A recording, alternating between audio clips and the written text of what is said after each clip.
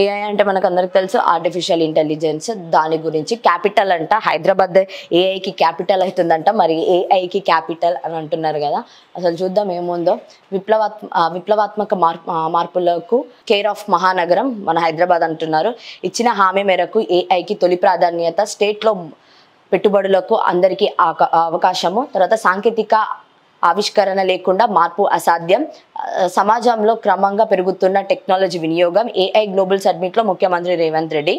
ఇవన్నీ ముఖ్యమంత్రి రేవంత్ రెడ్డి గారు చెప్పారు. ఎక్కడ చెప్పారు అని అంటే ఏఐ గ్లోబల్ సబ్మిట్లో ముఖ్యమంత్రి రేవంత్ రెడ్డి గారు పాల్గొన్నారు. అండ్ తర్వాత ఈ ఏఐలో ఏంటిది అని అంటే మాత్రం ఆర్టిఫిషియల్ ఇంటెలిజెన్స్. ఇప్పుడు మనం చూసుకుంటే ఇదే ట్రెండ్ అవుతుంది, ఏఐ ఇంటెలిజెన్స్. ఎక్కడ చూసినా కూడా ఏఐ ఆర్టిఫిషియల్ ఇంటెలిజెన్స్ అనమాట. అండ్ తర్వాత ఇక్కడ ఏంటిది అని అంటే కొన్ని మార్పులు అయితే తీసుకురాబోతున్నాము. అండ్ దానికి క్యాపిటల్గా హైదరాబాదే ఉంటుంది. ఏఐ అని అంటే మాత్రం హైదరాబాద్ అని అంటే క్యాపిటల్ ఏఐకి అని చెప్పి ఇప్పుడు చెప్పుకోవాలి అని చెప్పి అయితే అంటున్నారు.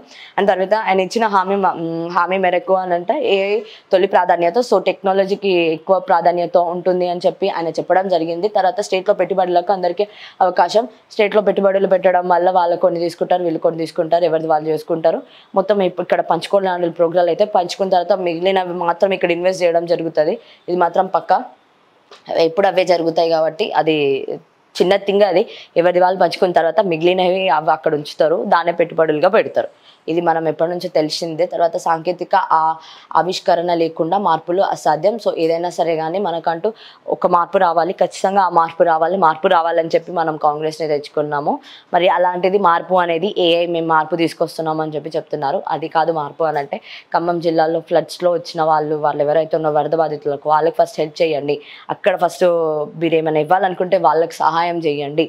సో దాని ద్వారా అయినా కూడా కొంచెము వాళ్ళు నమ్ముతారు. కనీసము ఖమ్మం వాళ్ళే అంటే కాంగ్రెస్లో ఎన్ని సీట్స్ అని అంటే అక్కడ 10 ఉంటే 9 సీట్స్ కాంగ్రెస్ని వాళ్ళ దగ్గర నుండి గెలిపించడం జరిగింది. మరి అలాంటి వాళ్ళకి మీరు న్యాయం చేయడం ఖచ్చితంగా అది మీ బాధ్యత కాబట్టి ఖచ్చితంగా అక్కడ మీరు న్యాయం చేయాల్సిందే, చెయ్యండి. అండ్ ఇక్కడ మనం చూద్దాం, కొత్త టైప్ హైదరాబాద్ ఏఐ క్యాపిటల్గా రూపుదిద్దడమే తెలంగాణ ప్రభుత్వ లక్ష్యమని ముఖ్యమంత్రి రేవంత్ రెడ్డి అన్నారు. టెక్నాలజీ, పారిశ్రామిక మూల విభాగాల్లో విప్లవాత్మక మార్పులకు హైదరాబాద్ మాదిరిగా దేశంలోని ఏ నగరము లేదని చెప్పారు. సో దేశంలోనే అసలు మన ఇండియాలోనే ఏ నగరం లేదు, ఓన్లీ హైదరాబాద్కే ఆ ఏఐ అనేది సాధ్యం అని చెప్పి ఆయన చెప్తున్నారు. అండ్ తర్వాత ఏంటిది, హైదరాబాద్లో హెచ్ఐసిసి వేదికగా 2 రోజుల పాటు నిర్వహిస్తున్న ఏఐ గ్లోబల్ సబ్మిట్ 2024 గురువారం ప్రారంభమైంది. మొదటి రోజు ఐటీ శాఖ మంత్రి శ్రీధర్ బాబు, ఆ శాఖ ప్రిన్సిపల్ సెక్రటరీ జయశంకర్ రంజన్, వివిధ కంపెనీల సిఇఓలు, సిటిఓలు, ఏఐ నిపుణులు తదితరులు హాజరయ్యారు. ఈ సందర్భంగా ఏఐ రోడ్ మ్యాప్లను ఆవిష్కరించారు. అనంతరం సీఎం రేవంత్ రెడ్డి మాట్లాడుతూ గతంలో రైల్ ఇంజన్ కెమెరా టెక్నాలజీ ప్రారంభమైన టెక్నాలజీ ప్రయాణం నేడు ఏఐ వరకు వచ్చేసిందని, సాంకేతిక ఆవిష్కరణ లేకుండా సామాజికంలో ఏ మార్పులు జరగదని, ప్రతి ఒక్కరూ క్రమంగా టెక్నాలజీ వినియోగం పెంచుకుంటున్నారని చెప్పారు. గతంలో ఇచ్చిన హామీ మేరకు తమ ప్రభుత్వం ఏఐకి తొలి ప్రాధాన్యత ఇస్తుందని సీఎం రేవంత్ రెడ్డి పేర్కొన్నారు. స్టేట్లోనే పెట్టుబడులు పెట్టేందుకు అందరికీ ఆహ్వానం కల్పిస్తున్నాము.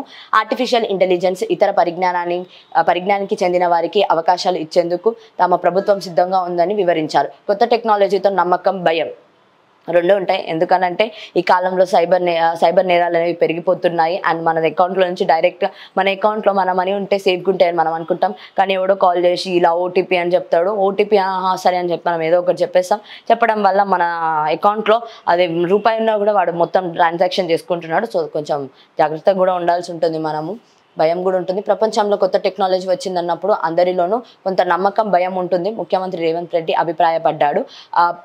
పని సులువు అవుతుందన్న నమ్మకం ఒకటైతే అది వాటితో ఎటు దారి తీస్తుందో అన్నది. ఎందుకనంటే ఈ టెక్నాలజీని ఒక్కొక్కలా యూజ్ చేసుకుంటారు. లైక్ ఇప్పుడు ఎట్లా అనంటే సోషల్ మీడియా ఉంది, కొంతమందికి మంచికి యూజ్ చేస్తే, ఇంకొంతమంది రీల్స్ అని చెప్పి లేకపోతే ఓకే అవి ఎంటర్టైన్మెంట్ చేస్తే ఓకే. కానీ ఒక్కొక్కసారి రీల్స్ పిచ్చితోటి వాళ్ళ ప్రాణాలను కూడా ప్రమాదంలో పెట్టుకోవడం మనం చూస్తున్నాము. అండ్ తర్వాత ఫేస్బుక్ ఫ్రెండ్స్ అని చెప్పి అదంతా పెళ్లి చేసుకొని డివోర్స్ తీసుకోవడం, లేకపోతే మనీ ట్రాన్సాక్షన్స్ జరగడం, ఇలాంటి నేరాలన్నీ చాలా చూస్తున్నాం. సో ఏదైనా సరే కానీ మన టెక్నాలజీ టెక్నాలజీ మనకి ఉంది అని అంటే మాత్రం దాని ద్వారా మనము అభివృద్ధి చెందాలి కానీ నాశనం అయితే అవ్వద్దు.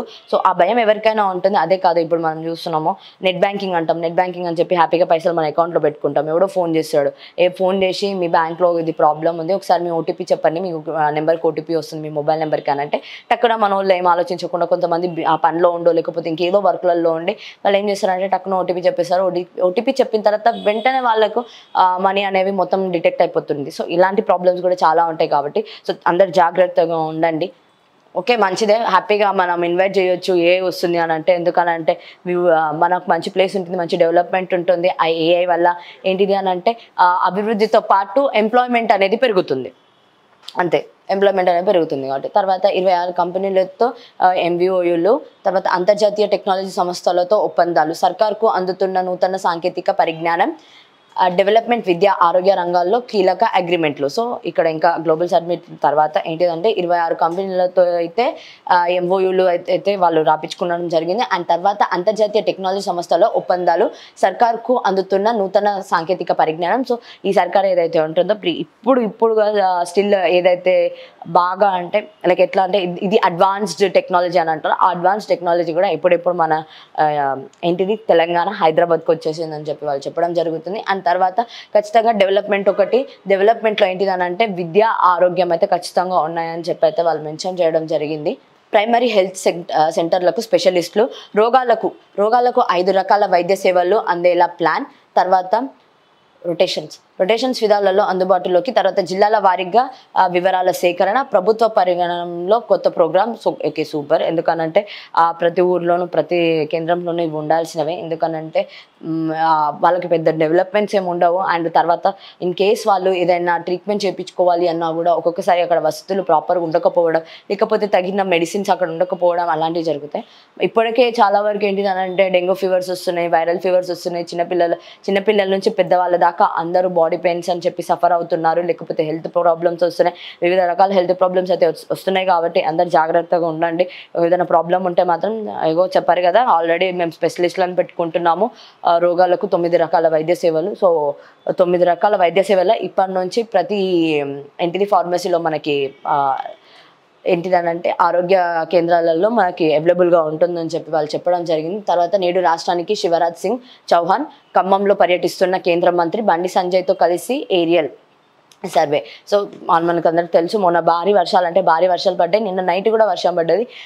నిన్న నైట్ వర్షం హైదరాబాద్లో అయితే పడింది. దాని తర్వాత ఖమ్మంలో పడిన వర్షానికి అయితే మొత్తము ఆ లోటంతు ప్రాంతాలు ఉండడం వల్ల ఆ లోటంతు ప్రాంతాలన్నీ ఏమైపోయాయంటే జలమలం అయిపోయి మొత్తం వాళ్ళకి ఎక్కడ దాకానంటే ఆల్మోస్ట్ ఇక్కడ దాకా నీళ్ళు వచ్చేసాయి. అందులో చాలా మంది అయితే ఒక 9 మంది వరకు చనిపోవడం జరిగింది. అండ్ 9 మంది తర్వాత వీళ్ళు ఈరోజు పర్యటనకి వెళ్ళడం జరుగుతుంది. అండ్ ఈ పర్యటనలో నెక్స్ట్ ఏం చేయబోతున్నారు ఏంటి అనేది అయితే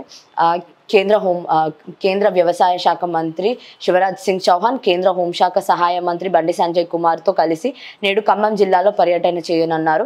వరద నష్టాన్ని ఏరియల్ సర్వే ద్వారా పరిశీలించనున్నారు. అనంతరం కేంద్ర రాష్ట్ర అధికారులతో సమీక్ష నిర్వహించనున్నారు. సో ఏంటి అని అంటే మాత్రం బీజేపీ ఏదైతే బీజేపీ కేంద్రంలో ఏదైతే పార్టీ ఉందో ఆ పార్టీ కూడా రెండు తెలుగు రాష్ట్రాలను ఎలా ఉంది, వాటి అప్డేట్స్ ఏంటి, అండ్ ఎంతమందికి లాస్ వచ్చింది, వాటిని ఇప్పుడు మనం ఏం చేయాలి, ఇలాంటివన్నీ కూడా అధికారులను పంపిస్తున్నారు. అధికారులను పంపించి ఇక్కడ ఈ 2 తెలుగు రాష్ట్రాలకు ఏవైతే సహకారాలు కావాలో ఆ సహకారాలను అందజేస్తామని చెప్పారు.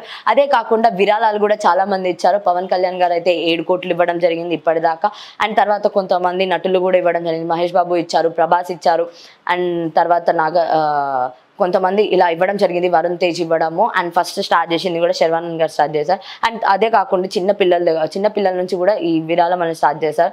నిన్న మనం చూసాము, మొన్న న్యూస్ పేపర్లో ఒక పాప కూడా తన కిట్టి బ్యాంక్లో ఉన్న ఖమ్మంలోనే తన ఏదైతే ఆశ పెట్టుకుందో ఆ కిట్టి బ్యాంక్లో ఉన్నామని తను తీసుకోపోయి ఎవరికి సీఎంకి ఇవ్వడం జరిగింది, రేవంత్ రెడ్డి గారికి ఇవ్వడం జరిగింది. సో రేవంత్ రెడ్డి గారు అది కూడా తీసుకొని అక్కడ ఇచ్చారు. అండ్ తర్వాత మనం వన్స్ ఏపీలో చూసుకున్నా కూడా అక్కడ ఉన్న కార్యకర్తలు కానివ్వండి, పార్టీ వాళ్ళు కానివ్వండి, ఎప్పటి నుంచో ఉన్నోళ్ళు కానివ్వండి, లేకపోతే ఈ బిజినెస్ మైండ్స్ ఉండండి, వాళ్ళు కూడా కొన్ని కోట్లు ఇవ్వడం డొనేట్ చేశారు. సో అందరైతే వాళ్ళ ఏంటిది మానవత్వాన్ని అయితే చాటుకుంటున్నారు. So salute to them. ఎందుకనంటే వాళ్ళు ఇలా చేయడం మంచిదే. అండ్ తర్వాత మన కేంద్ర వ్యవసాయ శాఖ మంత్రి కానీ శివరాజ్ సింగ్ అండ్ తర్వాత హోం సహాయ శాఖ మంత్రి బండి సంజయ్ గారు ఇద్దరు కలిసి ఈ రోజు అయితే ఏరియల్ రివ్యూ చేయబోతున్నారు.